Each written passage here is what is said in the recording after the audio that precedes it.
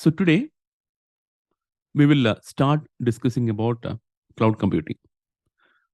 Our goal for this week is to learn and understand about cloud computing and especially cloud computing on Azure so that you won't have to say I'm new to cloud anymore. So before we start, I want to understand the audience. So can you rate yourself out of 5 on your knowledge and experience and exposure to cloud? 5 means you're already an expert. 0 means you don't even know what the term cloud is. 1 means you have some knowledge what cloud is, what Azure is, but nothing more. And in between, you can fill in any of the other numbers if you feel like you are intermediate or something. Can you all type in chat? So this is not going to be a 24-hour session, right? It is going to be a small session. And if you are really active and if you interact with me, I can guarantee that you will really benefit from this session. But if you are planning to watch it like a popcorn movie, then you may not benefit. So please be active, please interact so that it will be useful for both of us. Because for me, if I see that, okay, nobody is listening or nobody is responding, then I will also not get that enthusiasm to talk or teach. I have got a response from a few people. Second question, how many of you know me before coming to this session? Either seen my sessions before or read about me somewhere in Facebook or LinkedIn or someplace, or read any of my books. If you know about me, you can say K.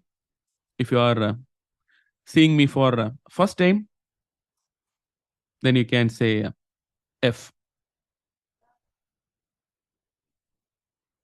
Okay, so there are quite a lot of people who are new. So I will definitely share about me in a few minutes. And you can always search about me in Google. You can just search Hartin Kanigatotu, my full name, in Google or in Amazon, or because my books are sold through Amazon. If you have a O'Reilly subscription, you can read my books from O'Reilly website. And if you have a packed subscription, you can read it from there. So there are a lot of places where you can read my book from. So without wasting much time, let us get started. And our goal is to make sure you know cloud computing and you know Azure cloud computing. So the first part, we may not be able to cover the whole thing today. So we will break for further days. Whatever we are going to start about what is cloud computing. This is not going to be specific to Azure. But all those people who are preparing for AZ 900, which is Azure fundamentals, don't get disheartened or don't feel bad, because even if it is not related to Azure, this is going to be a major topic for your Azure fundamental certification. Because for Azure fundamentals certification, module 1, you don't have anything related to Azure. It is all about general cloud computing concepts. And if you are preparing for a certification such as AWS Cloud Practitioner, then again, this initial part will be useful for you, because we'll be talking about a lot of things that are present in the Cloud Practitioner exam also, because these are all fundamental cloud concepts, right? And we will also talk about a few things. We will also talk about few things that are going to help you understand why cloud. So those people who said you have decent knowledge of cloud and Azure maybe. So tell me few things. So tell me a few things with respect to cloud before we get started. So I will list down 10 terms. You have to let me know how many of these terms you know well. Okay. So just note down using a pen and paper, or just you have 10 fingers, right? Just calculate 1, 2, 3, 4, 5. It is fine even if you are saying 0, because then I will have to talk about all of these. So first one is high availability. Second one is scalability. Third one is elasticity. Fourth one is fault tolerance. Fifth one is disaster recovery. Sixth one is global reach. Seventh one is low latency. Eighth one is security and compliance. Ninth one is predictive cost. And 10th one is agility. How many of these 10 you know well? Okay, we have people telling 0. That is very good. 6, 8, 5, 6, 6, 4, 9, 7, 0 again, 8. Many people have mentioned many numbers in the range from 0 to 9. At least nobody has mentioned 10. So that means nobody knows everything. So coming back, how many of you think these are the benefits of cloud? You can just mention I. If you think that, okay, if you think that, so this can be achieved even without cloud, then you can say W. And if you feel like this can be achieved better with cloud, then you can say B. Okay, we will go through all these properties in detail in the later part of this cloud computing fundamental session. But I want to tell you one thing. So all these properties, or most of these properties, can be achieved even without cloud. But when you do it with cloud, what is the benefit? You can do it with much lesser cost than otherwise. For example, we will see all these examples in detail later. Imagine that Amazon or Flipkart or Walmart is conducting a sale. How many of you are from India? If you are from India, you'll be seeing a lot of ads related to Flipkart and Amazon sales this week, right? So imagine that we have a e-commerce portal such as Amazon or Flipkart. For almost all of the year, we'll be running with a regular sale. But once in a while, like the one which is happening now, or the big billion sale, or the Black Friday sale, there'll be lot of sale happening. There'll be huge spike. Imagine that for the rest of the days, you need 100 servers. And for this particular sale days, you need 500 servers. What will you do? For achieving scalability, elasticity, and all, you basically need those extra servers, right? But where will you get those extra servers? With on-premises, you can still go and buy those servers and come. But you cannot do it automatically when somebody is requesting. You have to buy it prior to your sale. And after the sale, it is very difficult to sell it. But with cloud, you can just provision it. You can just provision it only for that particular sale time. And then you can tell the cloud provider that, okay, I don't need that anymore. It is beautiful, right? So this scalability, elasticity, and all you can achieve even without cloud, but the cost will be more. And that is really important. Okay, so that said, we will get started with today's session. Please make sure all of you are on mute, because this recording will come out in the cloudx.com website, or in YouTube, or it might be streamed to our Azure Cloud Facebook group, which this week turned 130,000 members. That is why I decided to be more active in our Azure Cloud group starting today. So let us get started. Okay, so this is the agenda for the Cloud Computing 101 or cloud computing fundamental session. So if anybody is wondering what is this 101, it is a term that is used in most of the universities for introductory courses or introductory sessions. And there are no prerequisites for those sessions. So those are the first sessions that you will be attending. So today's agenda, Road to Cloud, Intro to Computers and Data Centers, as promised. Even if you don't know anything about computers, I will try to start from there. Then getting started with actual cloud computing. Then the cloud deployment models. We'll talk about what are these public cloud, private cloud, hybrid cloud, and all those things. And a lot of cloud abstractions like infrastructure as a service, platform as a service, serverless. Lot of things are there, right? And then the shared responsibility model in cloud and the benefits of cloud computing.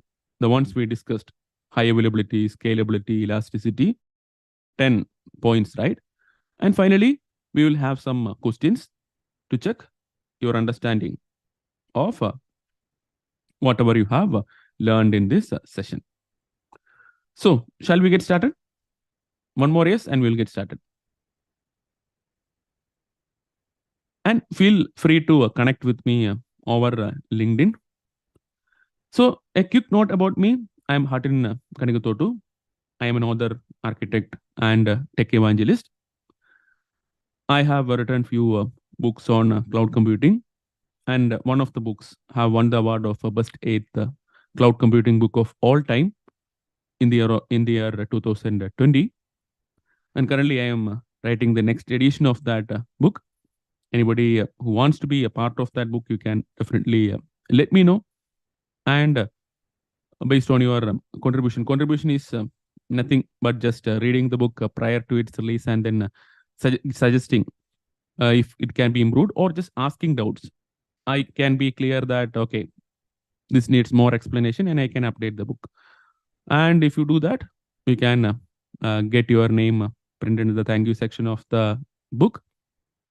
And the book is sold across all countries by Amazon and Pact. Pact is the publisher. Pact is based out of UK.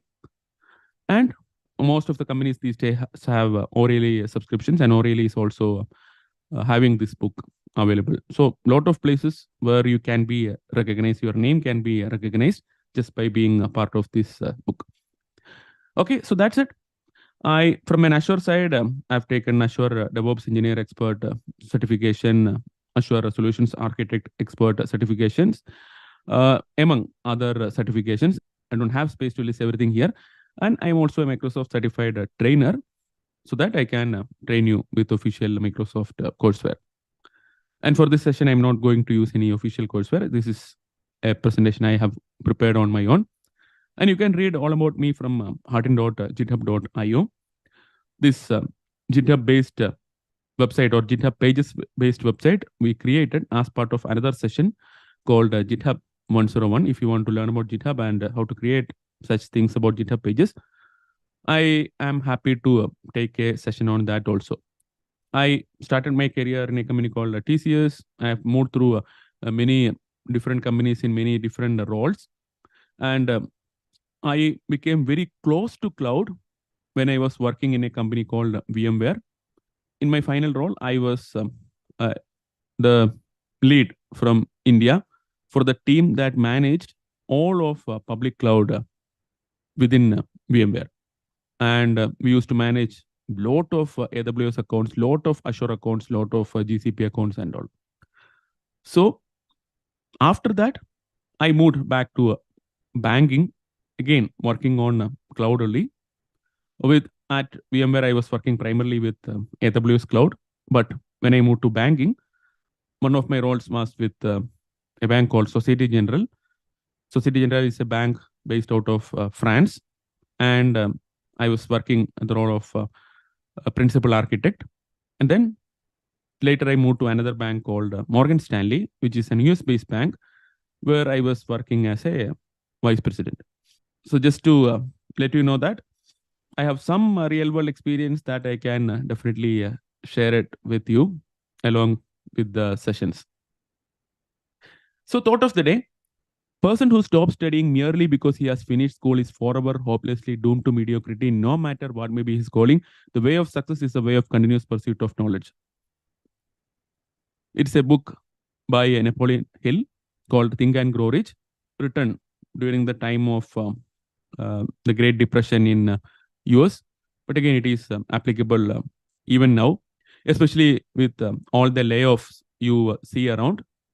This is very much important.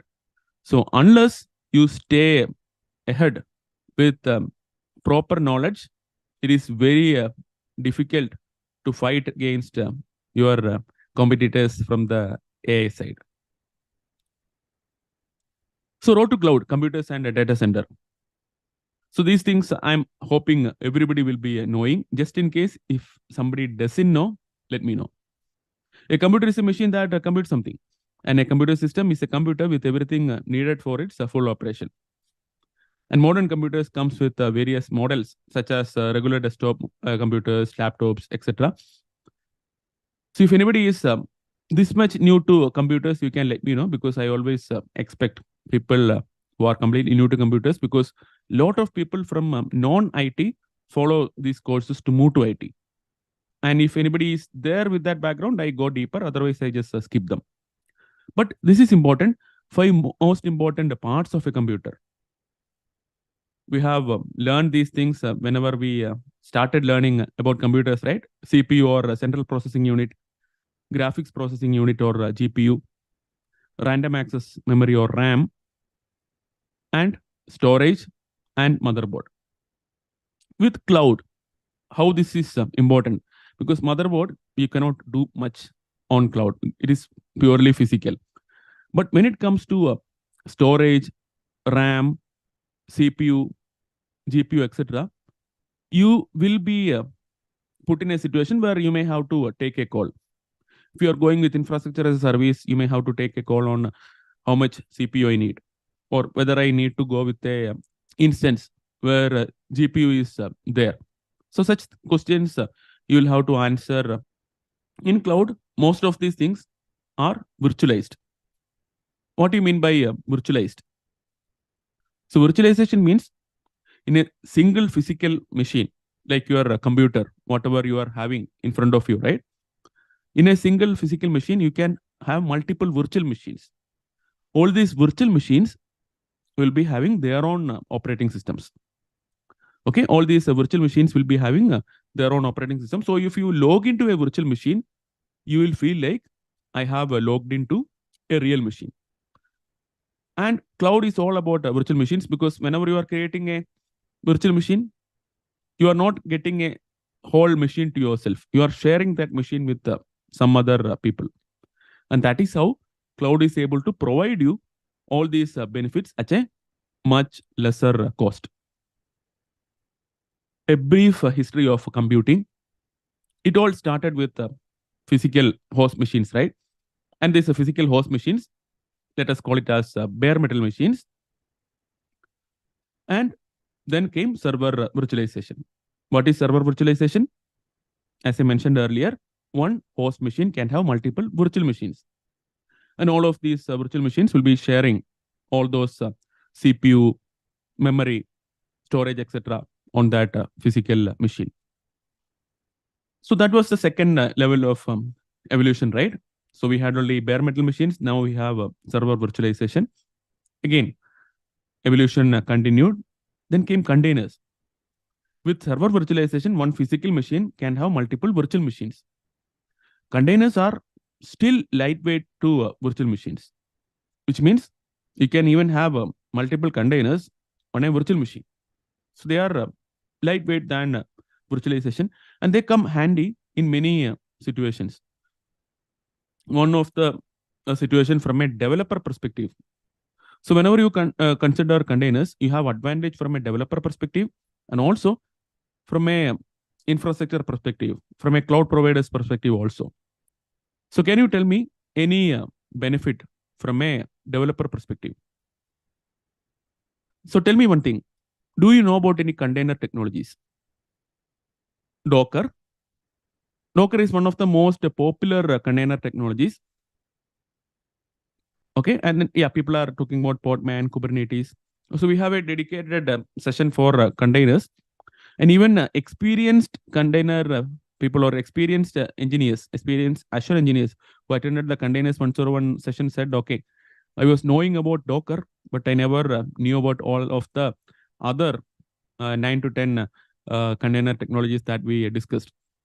How many of you have heard about Red Hat or Red Hat Linux? RHL, Red Hat Enterprise Linux. You can say R if you have heard about it. Okay, many of those providers have decided to stop support for a Docker and promote Podman or other things. We'll not go into those things now. Just to let you know that, okay, there are a lot of things happening around the containers. From a developer perspective, the advantage is that when I started my career long time back, there was no DevOps or agile teams and all. It was all waterfall model, and there used to be one development team, QA team, ops team, different teams. And whenever developers develop something and give to QA, they will test again, they will set up again, and they will test and say, okay, it is not working in my environment. Then the developer will say it is working in my environment. They will fight. And with a container, you can encapsulate all the environment into a unit so that you can move it from one system to another system without changing the environment.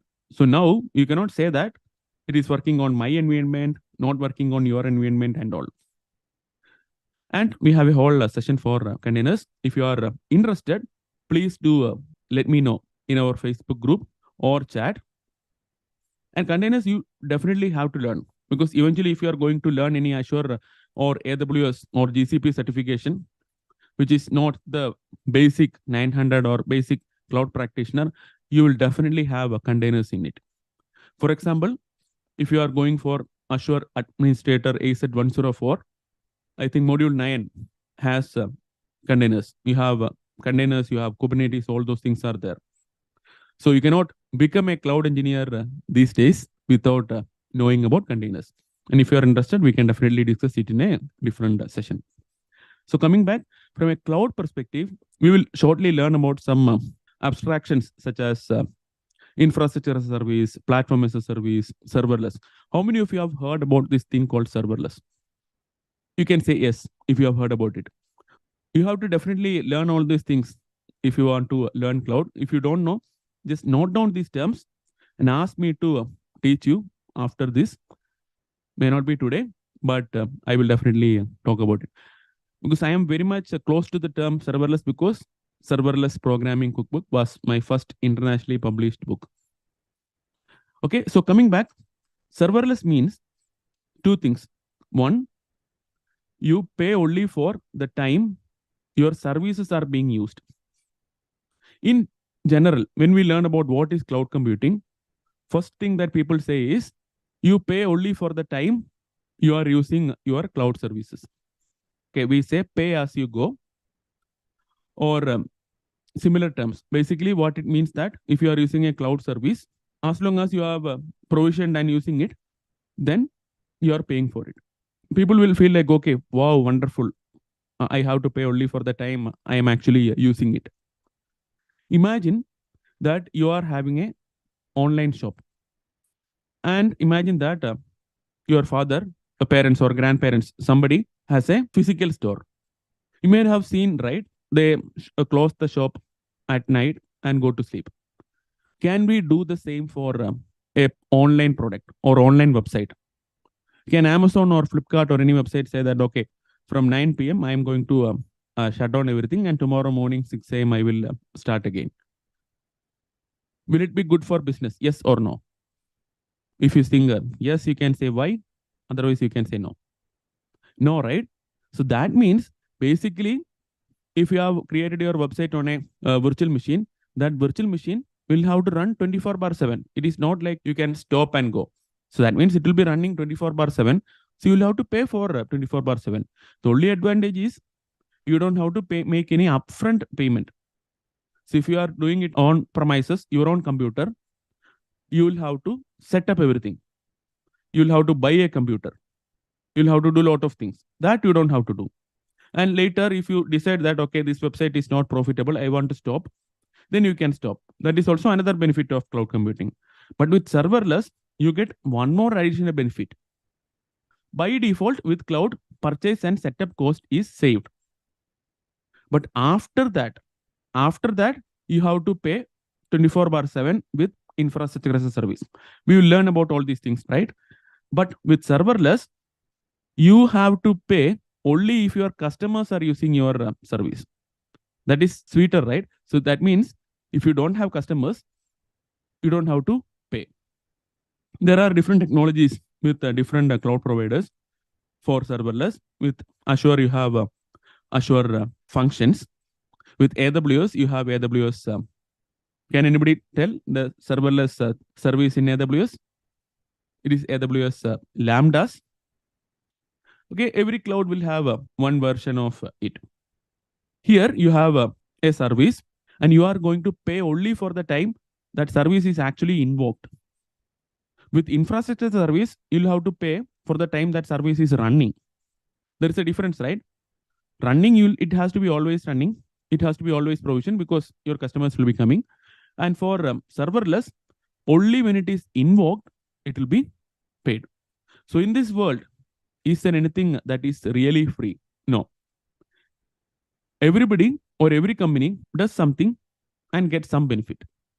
So this serverless, you have some idea, right? But again, your cloud provider cannot run a virtual machine for the whole time and still not charge you. Okay. So if your customers are coming only once, your cloud provider cannot run this virtual machine all the time and then only charge you for that 1 minute, right? So how these serverless and all work? So whenever your customers are making requests for the first time, okay, initially no services will be running. So whenever your customers are making requests for the first time, what will happen? These services start running. And when these services start running, they start processing your customer request. But imagine that a customer is making a request and you are starting a virtual machine. By the time that virtual machine is started, virtual machine is like your laptop, right? By the time that laptop is started or virtual machine is started and all the apps are started, your customer will go to your competitor. So you cannot use a virtual machine for that purpose. You have to either use a innovative, lightweight virtual machine, or you have to use something like containers, which can be easily started. So that is one use case, one real world use case of containers with respect to a provider, cloud provider. And what is a data center?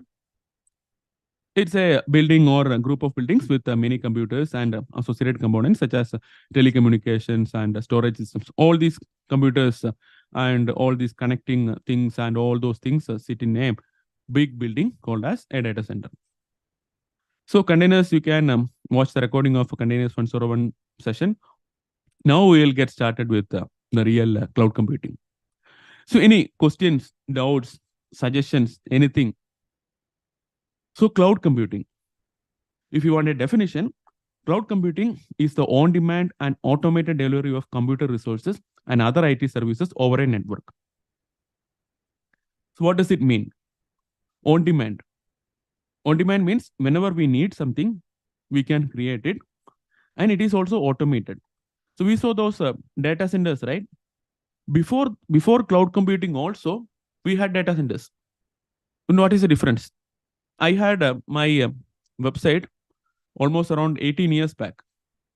And that time there was no cloud computing. Then how did I create this website? Creating is fine. You just need to know HTML, JavaScript, CSS, and all those things. And how did I host? So that time we used to buy hosting space and we have to buy it and then it will be for a year or something. And upgradation and all those things were very much difficult. But with cloud, when you say on demand, it is not only on demand, it is on demand and automated. No person is sitting behind, everything is automated. If you want to create a virtual machine, you can create it. And the scripts will create it for you. If you want to stop that virtual machine, you can do it without any human intervention. If you want to delete that virtual machine, you can do it. Everything is on demand. On your demand, things will happen automatically. So that is the first benefit of cloud. And that is how cloud is different from your data center. Later, we'll see what is the difference between on-premises and private cloud. Okay, and then what are you delivering over cloud? First is computer resources. We saw some resources like CPU, RAM, or memory, and then storage. All those things that we saw, right? That is why we saw those things and then came here. All those things are virtualized and given to you as a service, and also IT services. So these days, because basic virtualization is available for all, right? But you need more. You need more and more services. That is how all the cloud providers fight with each other. I have a service for AI. I have a service for ML. I have a service for data analytics. I have a service for this. I have a service for that.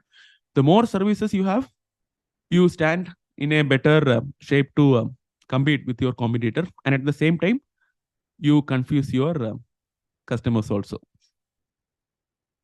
And Microsoft has this habit of renaming things very frequently. Even AWS has that habit once in a while.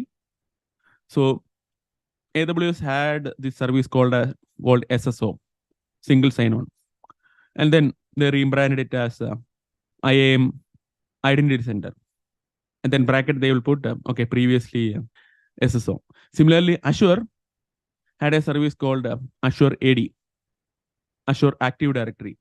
Can somebody tell me the new name for Azure Active Directory?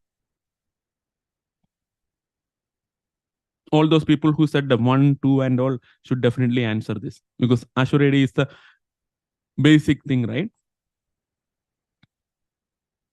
So Microsoft had a lot of security products. Entra is the name for the complete package. So what is the name for Azure AD? Yes, it is Microsoft Entra ID. Okay, so there are a lot of things happening in cloud, right? So even if you know cloud, it is always better to attend these webinars once in a while. Okay, it is Entra ID. So documentation, it is still somewhere it will be Entra ID, somewhere it will be Azure AD, somewhere it will be Entra ID, in bracket it will be Azure AD. It will take some time for everything to clean up. So there is a question, interesting, why are they always changing names? So there could be many reasons. They may have felt like, okay, we need to combine all these products into one single unit. Many of the products that these companies have will be acquired products. So earlier, only AWS was there, right? To compete with AWS has been there for a long time. So to grow in such a fast pace, you cannot develop everything on your own. You have to acquire products.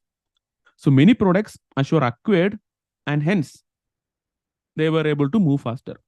And some of the advantages that Azure has is also because of that acquisitions. So for cost management, Azure acquired a product that was already there and that was already doing cost management for Azure, AWS, GCP, and all the clouds and all. After acquiring, it will take some time for name to change and integration and all, right? But then what is the advantage? So now Azure will say, okay, now you can manage your AWS expenses also from your Azure dashboard. So such advantages comes through these acquisitions. But when you acquire, you cannot immediately do a name changing. So later, when you feel like, okay, now I have lot of security products, so let me put all those things into a single bracket called Entra. That is just my assumption. You'll have to talk to somebody from Microsoft to understand the real reason. This is what I think. Okay. Anyway, will not be asked about it in interviews or even in certification exams. Okay. So cloud computing continued. In cloud computing, on demand means that you can get the computer resources and IT services whenever you need it through a programmatic and automatic approach. We already discussed that. Programmatic and automatic approach generally means using APIs. Can somebody tell me the full form of APIs? So whatever I am asking you is really needed for you if you really want to be a cloud expert or cloud engineer. So if you don't know, just write down. I cannot cover everything today, but if you ask, I will take a session on that. Application programming interface. And how many of you here have heard about this thing called REST APIs? It is not about taking REST. Okay, REST, REST APIs. If you have heard about it, just mention R or me or something. If you have not heard about it, just mention N. So to work better with cloud these days, you need to understand REST APIs. We will have, similar to containers, we will have a dedicated session for REST APIs if and only if you ask. We will talk about REST APIs and then the Richardson's maturity model, which is about REST APIs. And also, REST APIs is based on HTTP, HTTP verbs, and HTTP response codes. All those things are essential for your IT journey, not just cloud journey, any IT journey, any full stack engineer or any administrator or any DevOps engineer needs to know. So we will definitely have it. If you are part of the WhatsApp study group, just mention it there. If you are part of Azure Cloud chat group, just mention it there. Wherever you are, please mention it. Okay, there is a question. Do we have a WhatsApp group? How to know about events? I can share the details about WhatsApp group towards the end, or you can just note down this number. So somebody from +91 9094403333, you can contact that number, and then admin will help you with more details. Okay, so just let us get back to our studies. Okay, coming back, you need to understand APIs. So everything is through APIs, right? So when you learn cloud, you will learn that you provision everything through APIs. Even if you do from command line or from your Azure Cloud portal, everything ultimately works through these APIs. So there are three cloud deployment models: public cloud, private cloud, hybrid cloud. Don't share your numbers here. You can WhatsApp to that number. So contact there, and they will contact you back. Don't leave numbers here because it is not safe leaving numbers in open. Okay, so let us get back to our studies. Okay, public cloud, private cloud, hybrid cloud. First question: what will you do in below situation? As I mentioned, I don't want to go through definitions after definitions. I want you to think. I want you to get involved. What will you do in below situations? You are new to a city as a fresher and you need a house to stay. You don't know if your job location will change or not. Will you buy a house or rent a house? If you will buy a house, you can say B. If you will rent a house, you can say R. Okay, R, right? All of you said R. And that is nothing but public cloud. Renting a house. This is like a public cloud where you can rent computing resources and IT services with a little or less upfront investment and has primarily only the monthly or yearly payments. Here, the upfront investment is generally called as capital expenditure or CapEx, and the monthly or yearly expenses are generally called as operational expenditure or OPEX. If you are not clear about any term and want me to explain it again, please feel free to let me know by raising your hand like this, and I will answer. Okay, what is public cloud? Okay, a public cloud, a user uses resources from a cloud provider's data center. And it supports pay-as-you-go pricing model. There are different levels of pay-as-you-go pricing model, as we will see later. It replaces upfront capital expenditure with operational expenditure. Capital expenditure means, so tell me one thing. You need to set up a data center and you need to set up electricity for that data center. And you need to pay monthly electricity bills. So setting up electricity, buying wires and all, does it come under capital expenditure or operational expenditure? If you feel like it is a capital, you can say C. If you feel like it is operational, you can say O. Okay, setting up, buying wires, you don't have to buy wires and set up every month, right? It is one time. That comes under capital expenditure. And paying electricity bills, that is monthly. That is operational expenditure. Okay, clear? And then you don't have to worry about the hardware maintenance or hardware security, anything, because in a physical data center, you need to have security. Otherwise, somebody will just come and take the servers and go, right? So you need to have a physical security. You'll have a regular maintenance. lot of hardware and physical things are there. With public cloud, you don't have to worry about any of those things. And also you can benefit from the experience and purchasing power of a public cloud provider. How many of you understood that last sentence? Can benefit from the experience and purchasing power of a public cloud provider. If you understood, you can say U. If you did not understand, you can say N. Simple example. If you are going to a shop and buying a computer, imagine that you get it for $100. And you are going and buying 10 computers. You may get it for $90 with a little bit of discount. Imagine that you buy hundreds and thousands of computers. Then you will get it for, say, $50. But as an individual, can you go and buy hundreds and thousands of computers? No, right? But a cloud provider can do. So cloud provider can get it for, say, 50.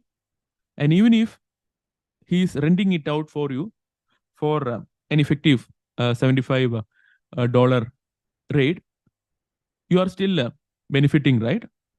So that purchasing power of a cloud provider, especially public cloud providers such as Microsoft, Azure, or Amazon, AWS, or Google GCP, all are very powerful. So popular public cloud providers, AWS, Azure, GCP, IBM Cloud, Oracle Cloud, Alibaba Cloud. So next question. What will you do in the below situation? You are staying in a big mansion with extended family. Lot of family members are there. Due to lack of time, you are finding it difficult to maintain the mansion efficiently, do the utility payments on time, and even do proper resource allocation among family members and relatives. What will you do in the below situation? Imagine for a second that you are so rich, now you have a big mansion, you are staying with a lot of family members. You've seen Hollywood and Bollywood movies and all, right? Big mansions, and even many of the South Indian movies also these days you will see. What will you do?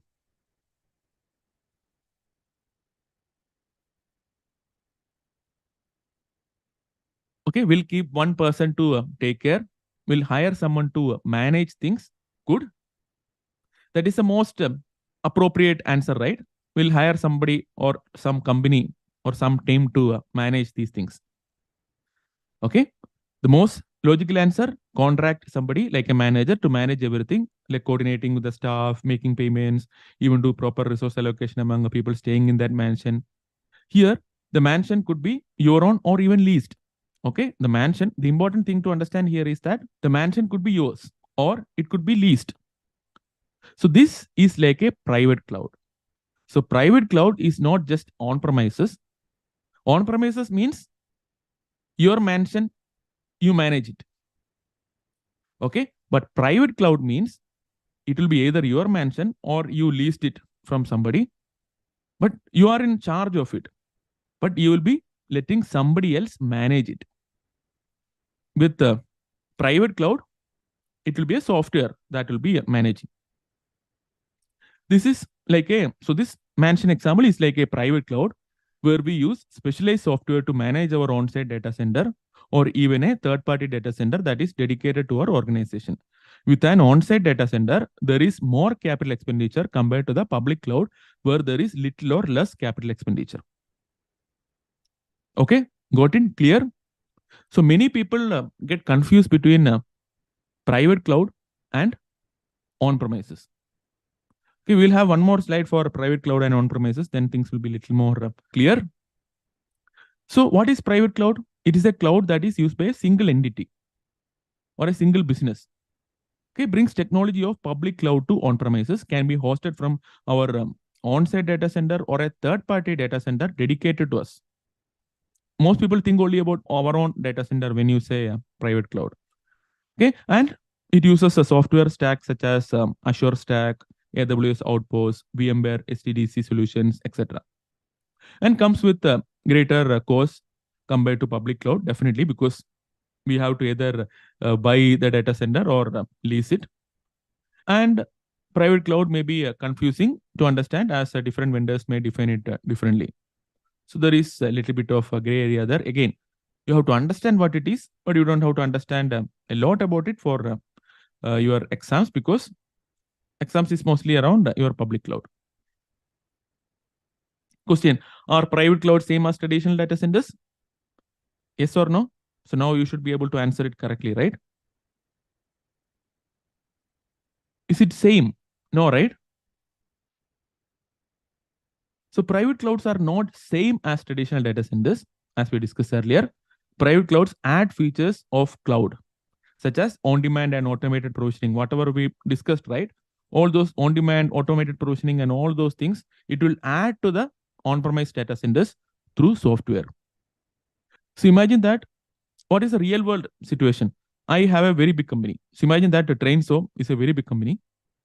Yeah, that is my goal in future. So that is why I resigned a job with close to 1 CR of salary to work at Trainso, because I believe one day, not now, not tomorrow, not day after tomorrow, one day Trainso will become big. So imagine that Trainso is very big and have a very, very dedicated data center. And we are using a private cloud software and different divisions of Trainso. Maybe AWS cloud division, or maybe different product divisions, maybe our membership management software, maybe our training software, maybe some other software. They are different software, different projects. So they'll have different product teams. All of these product teams will be Trainso's customers. For example, now Trainso is a regular IT company. It is also a Microsoft partner. You may have heard the name of Trainso, right? Trainso Training Solutions. How many of you thought that Trainso is a training company based on that name? Tell me frankly. The parent company of CloudRix is Trainso, and Trainso's full name is Trainso Training Solutions. When you hear that term, how many of you thought that Trainso is a training company? Just say I, or at least now, do you think Trainso is a training company? Okay, so Trainso Training Solutions was not registered as a training company. Okay, Trainso Training Solutions was registered as a company to develop software for training and also provide consulting for software for training. So it is a regular IT company and a consulting company for developing training solutions, not for training. And it's a training division for IT and cloud is cloudrix.com. So Trainso is a Microsoft partner. So when you say normally when training companies becomes Microsoft partner, it is a training partner. And Trainso is not a training partner. It is a regular Microsoft partner where you can purchase Microsoft products through Trainso, such as Azure Cloud or business email and Teams and all those things. And CloudRix is kind of a child to Trainso. Imagine that CloudRix is one of the teams. So CloudRix will be a customer of this company's data center. And the CloudRix team should be automatically be able to provision resources. And by the end of the month, your manager will say, okay, this department has this much cost, this department has this much cost, and all those things, right? All those things should happen in private cloud also for bigger companies. So all those things happens through software. So whatever you do in public cloud, you get the same benefit in private cloud or same benefit in on-premises. Then only you can call it as private cloud. Otherwise, it is not a private cloud. It is just on-premises with the standard software. So is SDDC same as private cloud? So SDDC stands for, so this is anyway not needed for the exam, just some terms for people who said you already know everything. At least I thought I'll give some terms so that they will be also happy that they have learned something new. Okay, SDDC stands for Software Defined Data Center, and it's not same as public, private, or hybrid cloud, but we can use SDDC solutions to run private, public, and even hybrid clouds. SDDC is a virtual data center concept where the components of the infrastructure such as networking, storage, compute, security, etc. are virtualized and automated so that they can all be delivered as a service. SDDC solutions abstract deployment, operation, provisioning, and configuration from hardware so that we are not tied to the underlying hardware technology.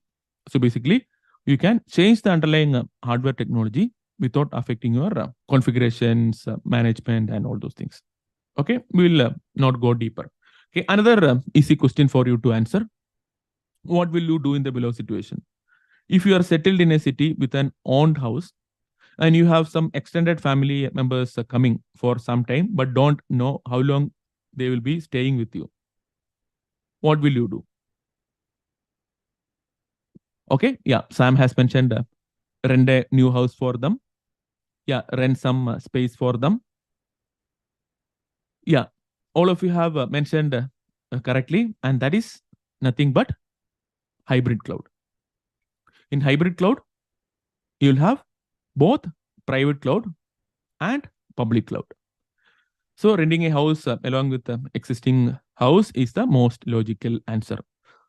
So basically, you guys know everything or most of the things. So this is just a refresher, right? And what is hybrid cloud? A combination of a public and a private cloud.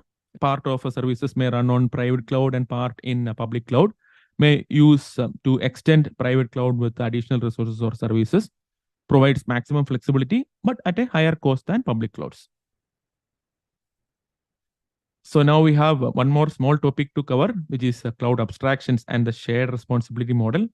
Actually, two more topics. The one we discussed initially, right? The different benefits of cloud. Are we good to continue, or do you want a small break, or do you want to continue tomorrow? I am okay for all options. If you're okay, if everybody say that, okay, we are good to continue, we will continue and finish this today itself. Okay, few people said, let us break for today. Okay, people said good to continue. I'll just show you what is there, and then we will break for today, and then we will continue tomorrow. Is that fine? WhatsApp number, I will share my team's WhatsApp number, and once you contact them, they will share mine because I don't want to share it publicly here. One request to everybody, please share your true feedback about today's session wherever you are. If you are part of a WhatsApp group, share it there. And if you are part of a Facebook group, share it there. If you are part of a Facebook chat, share it there. And if you are part of LinkedIn, share it there. Please do not go without leaving a feedback, because that is something that I get in return, right? So some motivation for future sessions.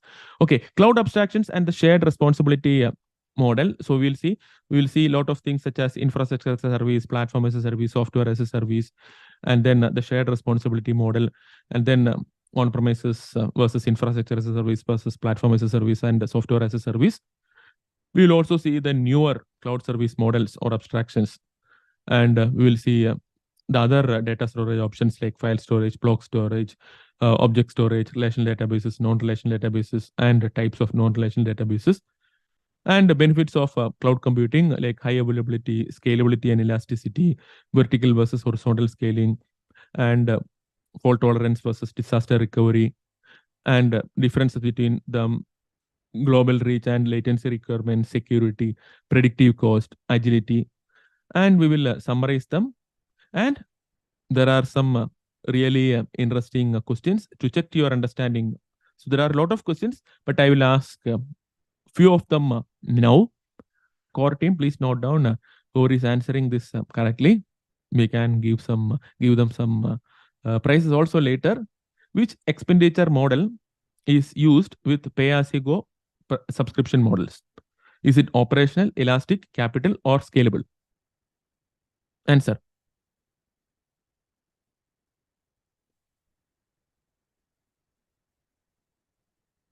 Okay, so scalability we have not learned, so you can safely assume that it is not the answer for at least for this one. Okay, it is operational. Operational expenditure is the ongoing cost, including annual cost. Capital expenditure is initial investment, such as buying fixed assets.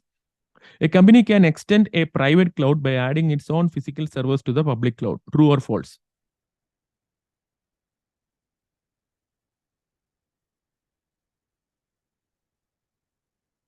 Answer is false.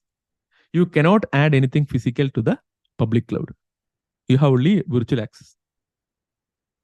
Clear?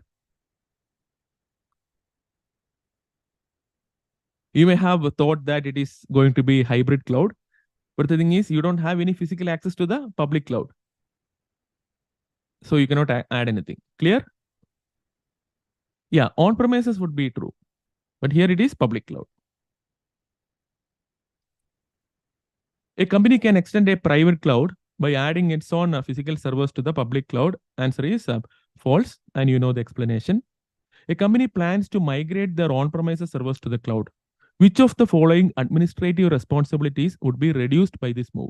Choose two answers. A, B, C, D. You can just mention the two alphabets. You don't have to type the whole thing. Very easy and straightforward questions, right? Even for Azure Fundamentals AZ 900, you will get similar questions.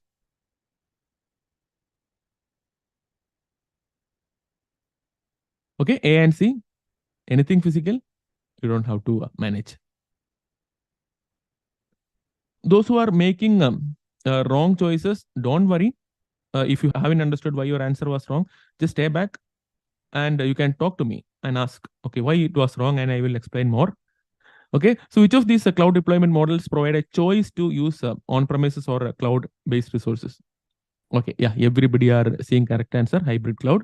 Okay, yeah, these things scale out, scale up, scaling down, scaling in, horizontal scaling, vertical scaling, all these interesting terms which are very important for your career, you can discuss tomorrow. Okay, we will discuss in detail all these things in detail tomorrow, same time. Okay, and rest of the questions are related to that, so I'm not going to go or show those questions now. So now you know what will be covered tomorrow.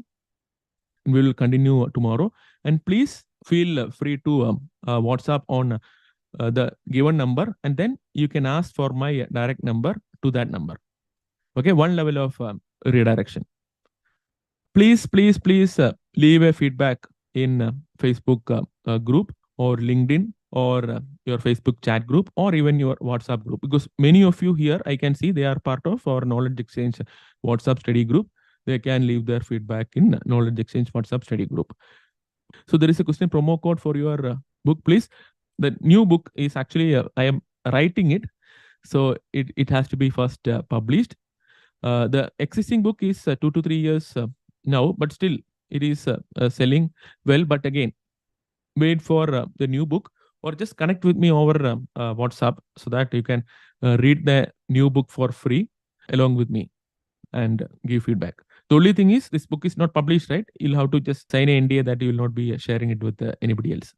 If you are part of Bangalore, India, then please do join. We have meetups regularly, and last month I had went to Google Bangalore office for talking about Kubernetes. These are all free meetups sponsored by the companies, including Google. So you can come, you can discuss, you can have snacks, lunch, everything, and then connect with me also. Okay, so that is it. Bye bye for now, and see you all tomorrow. If anybody has any doubts, I am staying back. Now I am. Now everybody can raise your hand and talk if you want to ask anything. Otherwise, you may leave and then leave a feedback. Feedback is not to show that I am great or something, but there are still people who are waiting there to hear from somebody. Okay, what is this session all about? Whether this will be useful, whether I should be spending my 1 hour for it. Your feedback will help them decide whether to join or not. And please feel free to connect with me on LinkedIn, because that will be always helpful when you are searching for jobs or similar things. And if you don't have a LinkedIn profile, then do let the CloudRix team know and they will help you out. Okay, so slide. Tomorrow I will share the slide after the session. We have little more slides to cover, right? So if you see the answers, then it will not be good, right? So I have a few more questions, interesting questions based on all these scalability things that we'll be learning tomorrow. So I don't want to share that slide today. Tomorrow I will definitely share after the session. Okay, so it was nice talking to you after a long time. I was not very active because once I became a vice president at Morgan Stanley, which was my last role. So I had a little bit more restrictions. And just in case, if anybody wants to see the physical version of the book or the latest two books, you can see it here.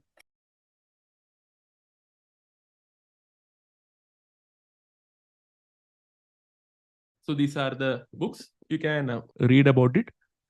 Okay. And then if you want to be part of the new book, you can become part of it, right? Because more people read and give perspective. Because once the book is published, nobody can give me any feedback, and I cannot update in the book. If I am getting more feedback initially, then definitely I can include those things in the book. And that was the reason why the second book got the award of best 8, the cloud computing book of all time. Lot of people like you gave feedback saying, okay, I did not understand this.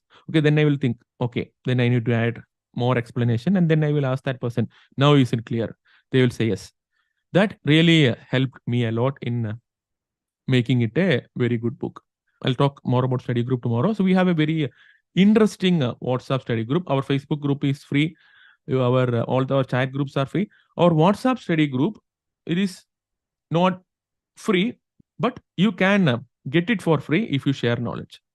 Okay, so basically the WhatsApp group has some expenses, because in the group you'll have 24/7 Zoom meetings. There are multiple Zoom meetings running always. So any member can discuss anything with other member using the Zoom meetings without scheduling. Just click attend. But again, if you share knowledge with the community at least once every month, it doesn't have to be a formal session. You can just talk about your work, because if you talk about your how you work with Azure, it might be helpful for others, especially freshers who are new to industry. So if you help others through your sessions, you can get free renewals.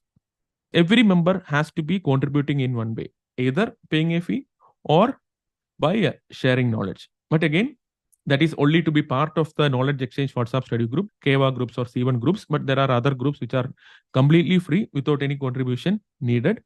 You can be part of them also. So that is it. If anybody has any questions, they can ask. Otherwise, we'll wind up. Thank you, and see you all tomorrow. Until we see again, bye bye. Keep safe, and let us all learn together and grow together.